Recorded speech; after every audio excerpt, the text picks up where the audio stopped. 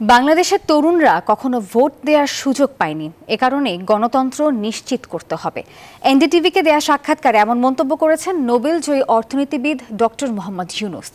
শান্তি নিশ্চিতে সবাইকে আইন মেনে চলার আহ্বান জানান তিনি। সতর্ক করেন, বাংলাদেশ অস্থিতিশীল হলে সেই প্রভাব পড়বে ভারতের পশ্চিমবঙ্গ ও সেভেন সিস্টার্সে, এমনকি সেই সাথে মিয়ানমারেও।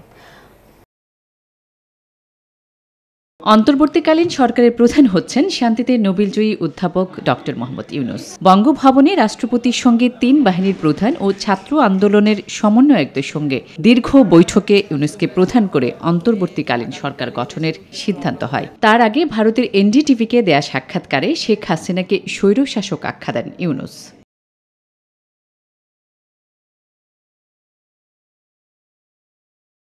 Democratically run country, peaceful country. আজ বাংলাদেশের সব মানুষ নিজেদের স্বাধীন মনে করছে। বাংলাদেশের 17 কোটি মানুষের মধ্যে বেশিরভাগই তরুণ। তারা কখনো ভোট দেওয়ার সুযোগ পায়নি। কাজেই গণতন্ত্র নিশ্চিতের মাধ্যমে তাদের খুশি করা উচিত।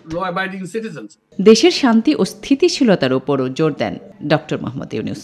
If you destabilize Bangladesh, Bangladesh অস্থিতিশীল হয়ে পড়লে তা আগ্নেয়গিরির অগ্ন্যুৎপাতে পরিণত হতে পারে। সেই অস্থিতিশীল পরিস্থিতির প্রভাব গিয়ে পড়বে মিয়ানমার, ভারতের উত্তর পূর্বের 7 রাজ্য এবং পশ্চিমবঙ্গেও, কারণ এখানে লাখ লাখ রোহিঙ্গার বাস। নতুন সরকার দ্রুত দেশে স্থিতিশীলতা ফিরিয়ে আনবে বলেও আশ্বাস দেন Mohammad Yunus. So law and order has to be restored. This is the anger, which is accumulated anger that led to it, but it's to restrain, make sure we go back to the normalcy as soon as possible. আসমাতুলি, news 24।